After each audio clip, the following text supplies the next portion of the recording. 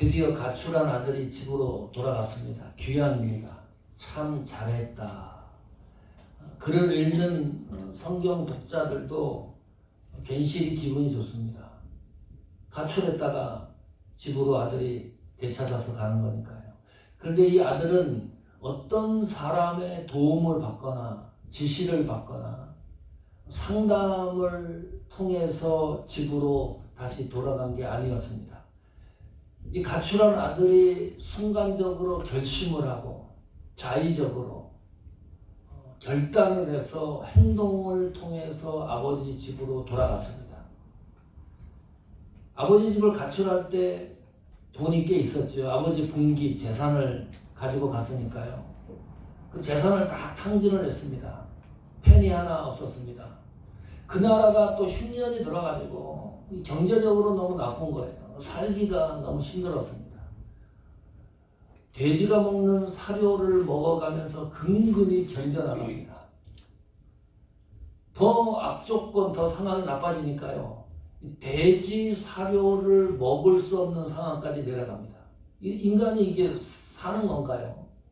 살 수가 없죠. 사료를 주는 사람도 없을 정도였다, 성경이. 하나님이 계속 돌아갈 기회를 주는데 모두 놓쳤습니다. 이것이 인간의 본성입니다. 갈 때까지 가야 그때서 손을 들어요. 일찍 하나님이 주시는 기회의 순간을 포착해서 하나님에게 돌아가면 얼마나 좋겠어요. 한 발자국 내딛으면 벼랑 끝까지 가야 그때서 두 손 들고 하나님 앞에 돌아갑니다. 그래도 다행이지요. 돌아가지 않는 사람도 있습니다. 그냥 낭떠러지에 떨어져서 사망하는 사람들도 있습니다. 너무나 다행인 것은 성도가 당하는 최악의 조건이 하나님이 나의 신앙과 믿음을 회복시킬 수 있는 기회가 된다. 이거 놓치면 안 됩니다. 내 상황이 나빠지면 나빠질수록 이렇게 생각을 하셔야 돼요. 하나님이 내 신앙과 믿음을 튼실하게 변화시키고 회복시킬 수 있는 기회를 주시는구나. 이거를 놓치면 끝까지 가는 거예요. 지금까지 우리는 아들의 관점에서 성경을 읽고 이해를 했습니다. 지금부터 오늘은 이 시간은 아버지의 관점, 시각에서 어떤 변화가 일어나는지 그 말씀을 중심해 보겠습니다. 접촉점, 드디어 아들이 아버지 집으로 돌아가는데 아버지와 아들이 만나는 시점, 그 시간과 타이밍, 그 장소에서 일어난 아버지의 관심, 세 가지가 성경에 기록됐는데 첫 번째가 see입니다. 영어로 보다이지요. 20절 한번 볼까요? 누가복음 15장 20절입니다. 이에 일어나서 아버지께 돌아가니라. 아직도 상거가 먼데, 거리가 멀다는 거예요.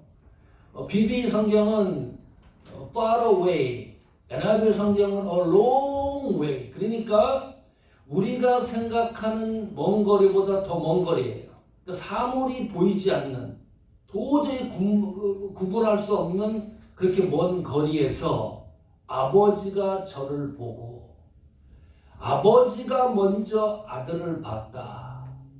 이것이 너무나 중요한 겁니다. 아들은 아버지를 보지 못하는데요. 아버지가 먼저 돌아오는 아들을 봤습니다. 이 과거 시제로 되어 있어요. 헬라어 성경이 원문에 아버지가 어느 날 밖에 있다가 저 먼 데서 돌아오는 아들을 목격한 것이 아니라 과거 시간부터 그 시간 그 장소에서 아들을 기다리고 있다가 아버지가 본 거예요. 성경이 문법적으로도 그렇고 너무나 논리적이에요. 단순히 아버지가 아들을 본 것이 아니라 기다리다가 이 아들을 보게 된 거죠. 그 거리가 너무나 먼데 볼 수 없는 상황인데 아버지가 아들을 먼저 봤다. 하나님이 성도들을 보게 되면 하나님이 먼저 성도를 보면 반드시 변화와 회복의 역사가 일어납니다. 하나님이 먼저 나를 주시해야 됩니다. 이것이 아무것도 아닌 것 같은데 좀 더 한번 살펴볼까요? 자, 하나님의 시력이 어느 정도일까요? 하나님이 보는 눈이.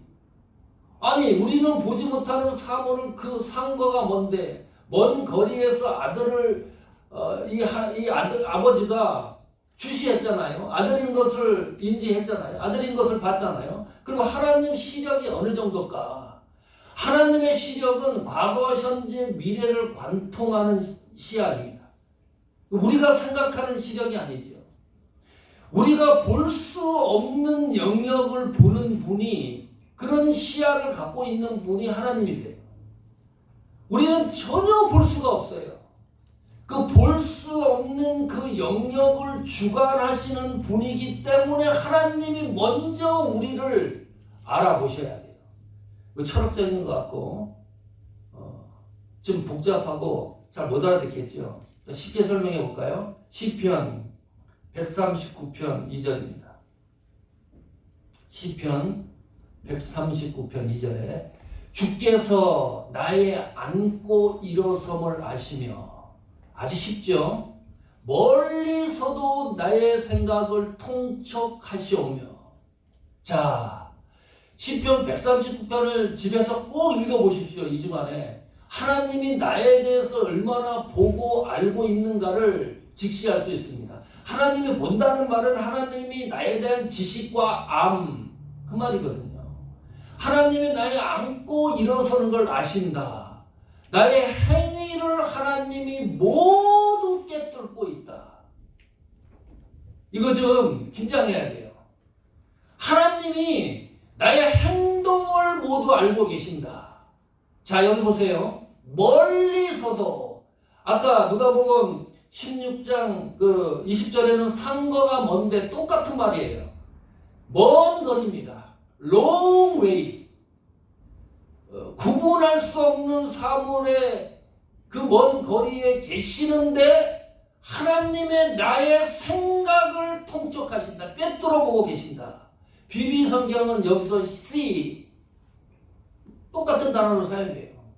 하나님이 내 생각들, 여기 생각이라 그랬는데 복수 생각입니다. 한 가지 생각이 아니고 생각들이에요. 이 생각을 어떻게 하나님이 보냐 말이지요. 이 생각이 추상명사인데 보이지가 않는데 하나님이 어떻게 꿰뚫고 있는 거예요. 내 생각들을 그림을 보듯이 하나님은 알고 있다. 내가 생각하는 것, 내가 생각하지 못하는 생각까지 하나님이 알고 있다. 이 정도로 알고 있는 거예요. 하나님이. 하나님의 시야가 꼼짝할 수가 없어요. 방법이 없어요. 하나님의 시야를 벗어날 수가 없다. 성도는 인정해야 돼요. 빨리 인정을 해야 돼요. 도망갈 방법이 없어요. 내가 하나님의 아들이라 그러면 내가 어떻게 이 세상을 살아야 되는가를 감각적으로 느낄 수밖에 없어요. 하나님이 나의 행위도 아신다. 내 속에 있는 뭘 생각하는 것까지를 하나님이 알고 있다는데 139편 3절 볼까요? 여기는 또 분석적입니다. 나의 길과 내가 가는 길을 알고 계신다. 눕는 것을 잘 때도 하나님이 나를 감찰하신다. Keep watch. 여기는 그 단어를 사용해요. 영어로. 보호하시고 지켜보는 거죠. 나의 모든 행위를 익히 아신다. 하나님이. 하나님이 주무시지도 않고 나를 지키시고 보호하시는 분이세요. 그 보호하시고 지키시는 것이요, 변함이 없는 겁니다. 처음부터 끝까지 동일한 거예요. 하나님 시야를 벗어날 길이 없다. 성도는. 이것이 하나님이 성도를 바라보는 시야입니다. 하나님이 먼저 나를 알아야 회개할 수 있습니다. 이게 무슨 말인가요? 내가 하나님을 압니다. 내가 예수님을 압니다. 아무리 외쳐도 하나님이 나 너 모른다. 나 도무지 너를 모른다. 이래버리면 관계가 성립이 안 돼요. 다시 말하면 하나님의 자녀이어야만 회개할 수가 있어요. 하나님의 자녀이어야지만 하나님 집으로 돌아갈 수가 있어요. 홈리스가 돌아가가지고 내가 당신 아들이니까 등록해 주세요. 이 말이 됩니까? 앞뒤가 안 맞아요. 하나님의 자녀이기 때문에 회개할 수가 있는 거예요. 그런 일이 있었어요. 예수님 이름으로 기적을 행했다. 예수님 이름으로 예언을 했다. 예수님 이름으로 귀신을 쫓아냈다. 기적, 예언, 귀신 쫓아냈다. 이게 초자연적인 신비한 것들 아닙니까? 그런데 예수님이 나는 전혀 너희를 모른다. 불법을 행한 자들아. 예수님이 모르는 일이에요.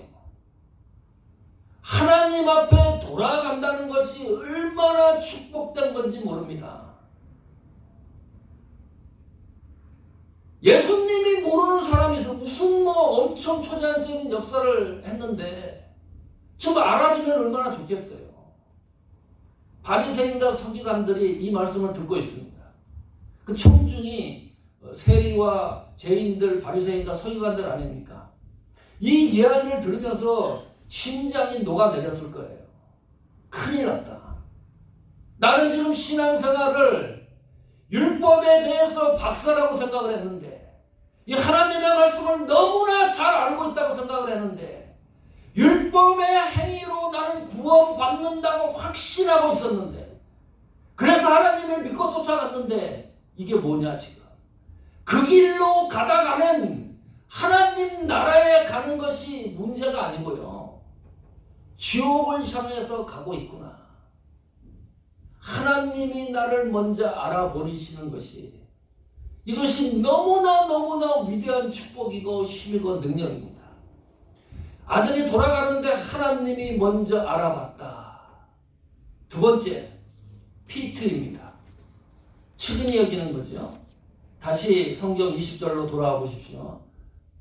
이에 이른 아버지께 돌아가니라. 상거가 먼데 아버지가 저를 보고 측은히 여겨서 달려갔다. 여기 측은히 여긴다. 동정 연민했다. 그런 말이죠. 피트란 말이. 자, 그런데 그 정도에 끝나는 게 아니고요. 불쌍해서 도저히 받아들여야 되는데 마음이 아픈 상태입니다. 내가 도와야 되는데 도울 수 없기 때문에 마음이 갈기갈기 찢어지는 그 안타까운 상태가 측은히 여겨, 이 말이에요. 이것도 과거 시제예요. 참 묘합니다, 성경이. 그 순간에 아들이 돌아오는 걸 보고 아버지가 측은히 여긴 게 아니고요, 이 아들이 가출하는 그 순간부터 아버지의 가슴이 산산조각이 난 거예요. 이걸 어떻게 해야 되는데 할 수가 없으니까 마음이 산산조각이 난 상태, 그 마음의 상태로 이 아들을 쫓아가서 맞이하는 겁니다. 하나님이 우리를 불쌍히 여기셔야 됩니다. 하나님이 우리를 긍휼히 여기셔야 돼요. 우리가 하나님을 긍휼히 여깁니까? 우리가 하나님을 불쌍히 여깁니까? 하나님이 우리를 긍휼히 여기고 불쌍히 여겨야 회개가 되는 거예요. 다시 말하면 회개라는 게 뭡니까? 하나님이 나를 불쌍히 여기고 긍휼히 여기는 마음을 회복하는 것이 회개예요. 이것이 은혜입니다. 하나님이 나를 진짜로 불쌍히 여기는구나. 하나님이 나를 이렇게 긍휼히 여기는구나. 이 하나님의 마음을 읽는 것이 회개하는 겁니다. 그것이 구원이 완성되는 거죠. 세 번째, 테이크입니다. 품에 안았다. 여기 보니까 달려가서 목을 안고 입을 맞추니 그랬습니다. 너무 기쁜 광경이죠. 이 아들이 아버지 품에 있을 때 이 아들의 감정이 어땠을까? 여러분 상상해 보십시오. 밖에 나가가지고 완전 알거지가 돼서 집을 찾아갔는데 아버지가 아들을 확 안아주는 거예요. 그 아버지 가슴에서 이 아들의 감정 느낌이 어땠을까? 여기까지 성경에 아무 서로 주고받는 대화가 없어요. 아버지도 한 말 안 합니다. 아들도 한 말 없어요. 드디어 아들이 입을 열어요. 21절에 보니까 이렇게 기록합니다. 아들이 가로되 아버지여 내가 하늘과 아버지께 죄를 얻었사오니 지금부터는 아버지의 아들이라 일컬음을 감당지 못하겠나이다 하나. 이게 참 아버지를 만나고 나서 가출했던 아들이 아버지에게 증언하는 내용입니다. 이 문장 어디서 많이 들어봤죠? 이 아들이 아버지 집으로 돌아가려고 결심하고 결단했을 때 똑같이 이 문장을 성경에 기록해 놓고 있어요. 그러니까 아들이 변함이 없는 거예요. 이 마음이. 자, 그러면 이 이야기를 듣고 아버지가 반응을 해야 되잖아요. 아버지 내가 죄를 졌습니다. 감당치 못하겠습니다. 아버지 내가 너무 죄를 졌기 때문에 아버지 집에 그냥 종으로 살아도 나는 괜찮습니다. 나를 용서해 주세요. 이러면 뭐 대답을 해야 되잖아요. 아버지가. 성경에 대답이 없어요. 아버지의 반응이 없어요. 아버지가 아들이 죄를 고백하는 것에 대하여 아버지의 반응이 성경에 기록되어 있지 않다. 무슨 말이에요?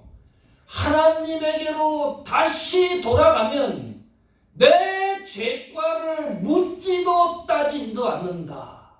이게 은혜입니다. 이런 은혜 경험해 보셨습니까? 이 가슴이 뛰어야 되는데 도저히 아들이라고 할 수가 없는데 돌아갔는데 전혀 나에 대해서 실문을 하거나 어떤 죄를 지었는지에 대해서 물어보지를 않아요. 아버지가.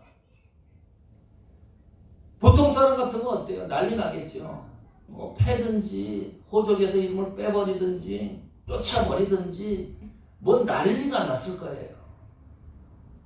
저희 부모님이 사시는 곳이 관광지입니다. 지금께나 좀 유명한데 그 앞에 호수가 있어요. 자, 호수를 한 바퀴 도는데 그 1시간이 걸려요. 아버지가 매일 산책을 합니다. 그 동네에 아버지가 제일 고령자입니다. 현재 86세, 80년 지나셨으니까 7세죠. 그 동네는 연세 되신 분들이 그렇게 빨리 돌아가세요. 봄, 여름, 가을, 겨울. 겨울에는 호수가 얼죠. 그러면 관광지이기 때문에 배 같은 거 있잖아요. 2-3명이 타는 배. 이런 거를 다 땅으로, 육지로 가지고 와서 뒤집어 놔요. 그 공간이 생깁니다. 거기 가서 어렸을 때 들어가서 놀기도 하고 그래요. 서울에 있는 사람들이 현지인에게 건물을 빌려가지고 장사를 하고 했습니다. 서울에 있던 그 관광지니까. 그러면 겨울에는 장사가 안 되니까 문을 닫아요. 예, 휴무기간이죠. 그러니까 그 집 주인이 그걸 관리를 해줘요. 약 한 3개월 동안. 그 전씨 아저씨, 유명한 분입니다. 돌아가셨는데, 삼형제가 있고 딸이 하나입니다. 욕쟁이 부부예요. 자식들한테 어쩜 그렇게 욕을 찰지게 하는지 온갖 욕을 다 해요. 야, 욕 얻으면서 아이들이 자라니까요, 잘 안 되더라고. 그게 현실적이더라고요. 그 집에서 렌트를 했던 서울 사람이 이제 겨울이니까 전씨 아저씨에게 키를 맡겨놓고 관리 좀 해달라 그러고 이제 휴무기간이 됐어요. 마침 전씨 아저씨 아들이 저한테 와가지고 이 가게를 털자. 그때 내 나이가 7세였습니다. 장로님한테 전에 한 번도 얘기했을 거예요. 7살짜리가 그 집을 털어먹기 시작해요. 전씨 아저씨 아들과 같이. 그 가게에는 뭐 기념품도 팔고 과자 뭐 이런 것도 팔았으니까 그게 있었거든요. 눈깔 사탕 뭐 이런 걸 먹고 싶을 때 들어가가지고 그 전시 아저씨 아들이 들어가는 그 구멍을 알고 있었어요. 그 배 밑창에 들어가가지고 뒤집어 있는 신나게 먹고 있는데 어느 날 딱 걸리고 말았어요. 봄이 오는 것을 몰랐어요. 우리가 어렸으니까. 전시 아저씨가 가게를 확인하러 쫙 왔는데 이게 뭐예요? 과자들이 막 없어졌으니까. 우리가 실수한 게 뭐냐? 이 과자를 들고 배 밑창까지 가서 거기서 다 까먹으면 되는데 다 뜯어가지고 이게 승질이 급해가지고 가면서 이걸 먹으면서 이걸 버리니까 나중에 보니까 길이 생겼어요. 그 길 따라 와보니까 배 밑창인 거라. 잡혀가지고 그 아들은 반 죽었습니다. 그때 뒤지게 얻어맞고 아저씨한테 그 집으로 가 있으라고. 나는 뒷덜미 잡혀가지고 아버지한테 끌려가요. 그때 7살인데요. 너무 무서웠어요. 이 공포 있죠. 그래서요 그게 기준이 됐어요. 지금은 저는 무섭고 공포스러운 게 하나도 없습니다. 왜냐하면 그때 공포가 내 인생의 최고의 공포고 무서움이었기 때문이에요. 지금은요 그거랑 비교를 해요. 무서운 일 있으면 그거랑 비교를 하면 내가 느끼는 지금의 공포 두려움은 아무것도 아니에요. 그 정도로 내 머릿속에 각인이 됐어요. 꼼짝 못하고 탁 끌려가는데 아버지랑 딱 마주쳤는데 소리 치는 겁니다. 아들이 교육 제대로 시켜야지. 이 도둑놈이 이거 당쳐먹었다고. 소리 동네 온 동네가 떠나갈 정도로 막 난리 그런 난리가 없어요. 내 생각이요 완전히 그 어린 나이 7살인데도요 이 멘붕 정도가 아니라 나는 죽었다 이제 어떻게 해야 되느냐. 근데 아버지가 가만히 듣고 있다가 애가 애 놀라니까 조용히 얘기하라고. 도대체 애가 그 과자를 갖다 먹었으면 얼마나 먹었겠냐고. 내가 계산해 줄 테니까 다 가져오라고. 와, 아버지가 그러는 거예요. 무섭고 떨리다가요. 그때 또 무슨 생각을 하냐면 우리 아버지가 슈퍼맨이다. 우리 아버지가 짱인가 보다. 아니 우리 아버지가 이 보통 부자가 아닌 것보다 잠시 생각을 하는 거예요. 그러고 나서 아버지는 몰랐겠지요. 3달 동안 털어먹었는데 뭐 하루 털어먹은 건 줄 알았는지 뭐 돈 꽤 지불했을 거예요. 자, 아버지가 전시 아저씨한테 헤어지고 나서 그때 그 짤막한 순간에 내 머리에 회로가 막 뒤엉키기 시작을 해요. 자, 지금부터는 아버지가 나에 대해서 어떻게 할 것인가. 어린 마음에 별 생각이 다 들어요. 도대체 아버지가 이제 나를 어떻게 처분할 것인가. 그런데 느닷없이 콜라병을 하나 갖고 오시더니 콜라병을 들고서 손 들고 있으라 그래요. 구석에 가서. 아무 말씀을 안 하는 거예요. 왜 그것을 가서 먹었는지, 뭐가 잘못됐는지 나한테 추궁을 하지 않고요.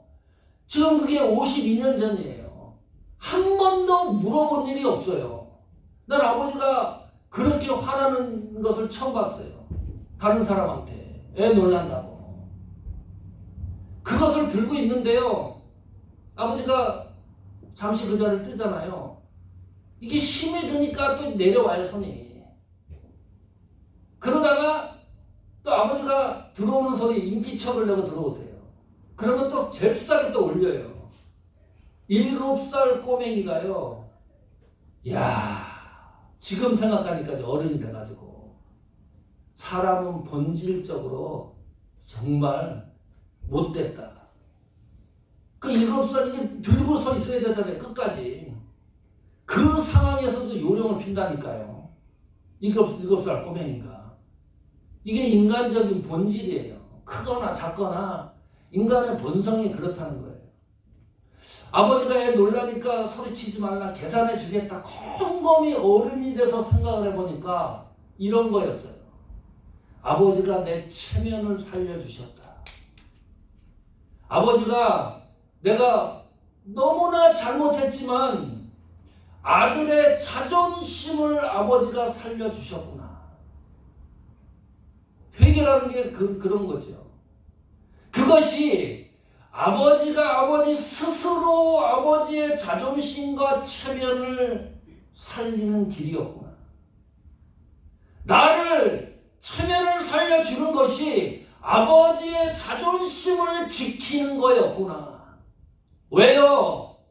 우리는 하나님의 아들이기 때문입니다. 간단 명료합니다. 아들이기 때문에 그러는 거예요. 하나님의 자녀이기 때문에 그러는 거예요. 이 관계가 보통 관계가 아니잖아요. 아버지와 아들이 만나는 접촉 지점에서 아버지와 아들의 관계가 확인되고 있다. 그 아버지와 아들의 관계가 확인되는 것을 구체적으로 설명하는 것이 22절입니다. 23절. 22절. 한번 읽어볼까요, 같이? 시작. 아버지는 종들에게 이르되 제일 좋은 옷을 내어다가 입히고 손에 가락지를 끼우고 발에 신을 신기라.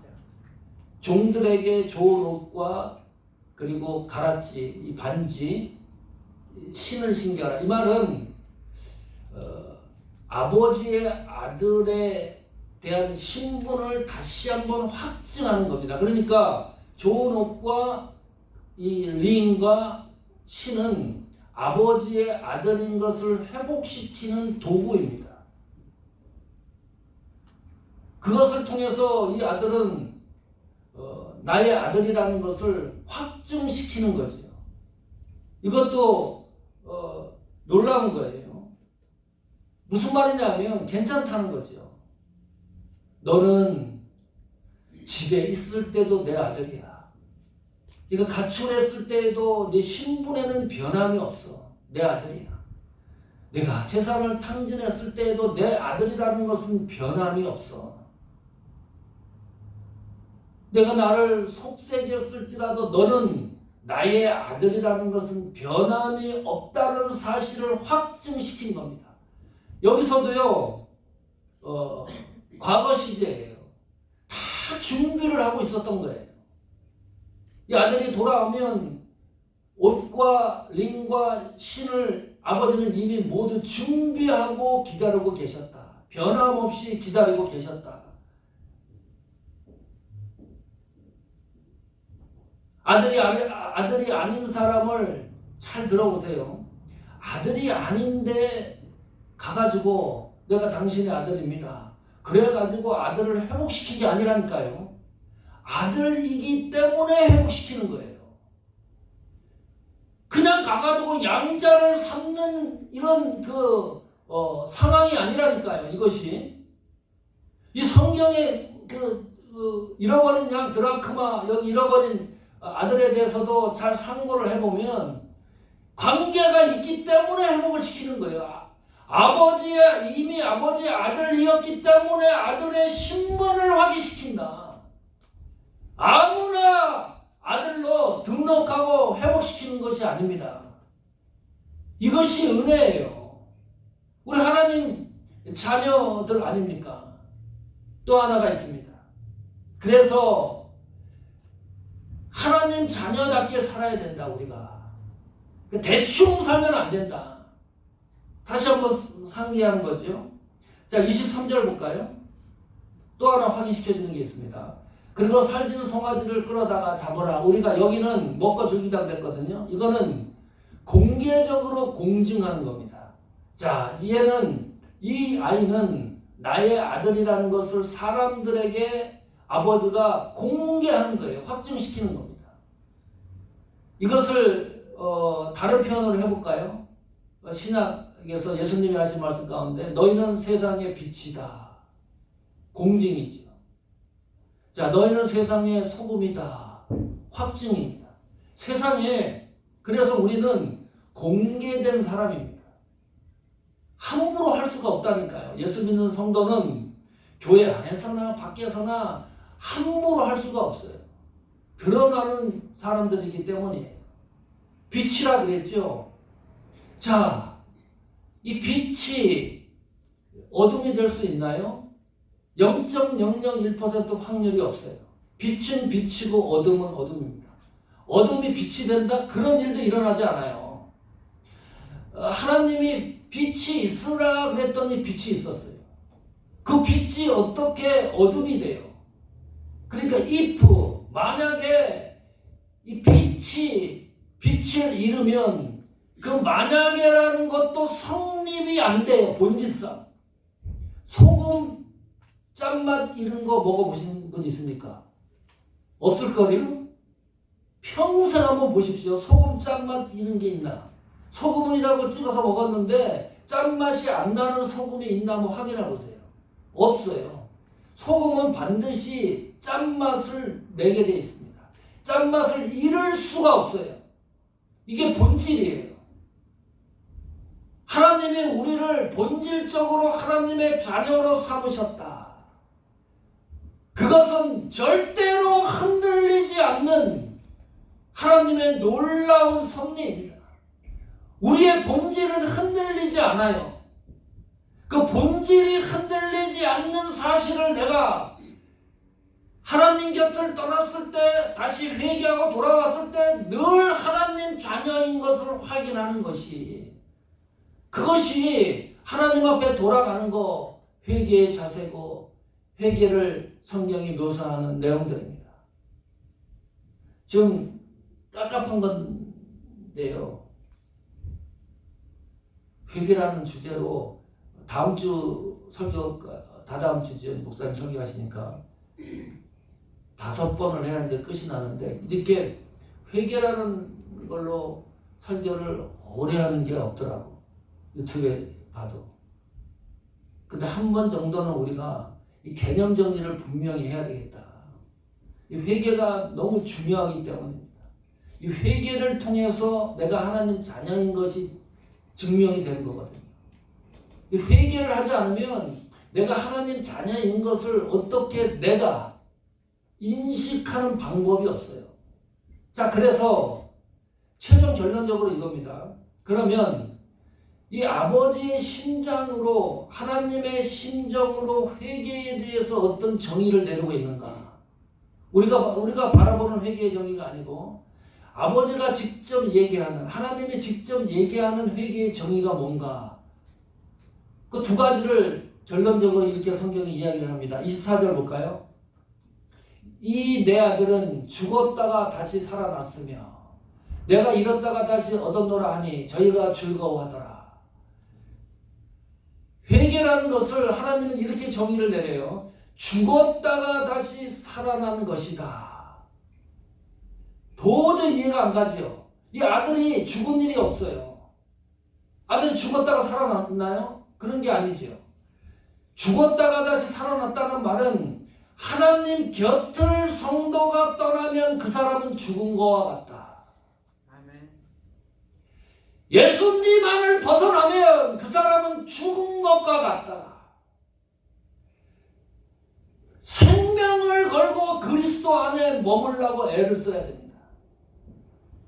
하나님 곁에 떠나지 않으려고 애를 써야 됩니다. 하나님 곁을 떠나고 그리스도 안에서 바깥으로 나가기 시작을 하면 그 사람은 죽은 것이라고 말하기 때문입니다. 빨리 돌아가야 돼요. 두 번째, 이렇게 설명을 해요. 잃었다가 다시 얻은 것이다. 이것도 의미가 있습니다. 아들이 스스로 나간 거예요, 가축을. 그 아들 스스로 돌아온 겁니다. 모든 걸 다 잃어버리고. 완전 알그지로. 이렇게 뻔뻔한 인간이 어디 있어요? 이렇게 못된 인간이 도대체 어디 있죠? 보통 괘씸한 게 아니에요. 자기가 스스로 나갔다가 가출했다가 돈 떨어지고 죽게 생겼으니까 집으로 다시 돌아왔다. 뻔뻔한 거지요. 그런데 아버지는, 하나님은 그렇게 표현을 안 해요. 잃었다가 다시 얻었노라. 우리가 이 말씀에 대해서 감동이 좀 있었으면 좋겠다. 우리가 회개도 많이 하고 그래서 저희가 즐거워하더라. 이게 하나님의 기쁨이잖아요. 그러면 우리는 이제 이후에 어떻게 살아야 되는가에 대한 것은 우리의 몫입니다. 어떻게 살아야 되는가요, 우리가? 하나님 자녀답게 살아야 돼요. 하나님 자녀답게 생각해야 돼요. 하나님 자녀답게 말해야 돼요. 하나님 자녀답게 결심해야 돼요. 하나님 자녀답게 결단을 해야 돼요. 목사는 목사다워야 되고 교회는 교회다워야 되고 직분자는 직분자다워야 돼요. 그것이 하나님 자녀답게 이 세상을 정복해 나가면서 사는 거 아닙니까? 왜 계속 똑같은 것으로 습관적으로 회개 기도를 합니까? 그 말은 뭡니까? 하나님에게 아직 못 돌아간 거예요. 예수님 안에 있지 않는 거예요. 그러니까 계속 반복적으로 습관적으로 기도를 하죠. 반복적으로 습관적으로 기도를 하면 어떤 일이 일어나는지 알아요? 양심이 무뎌집니다. 다 느낄 겁니다.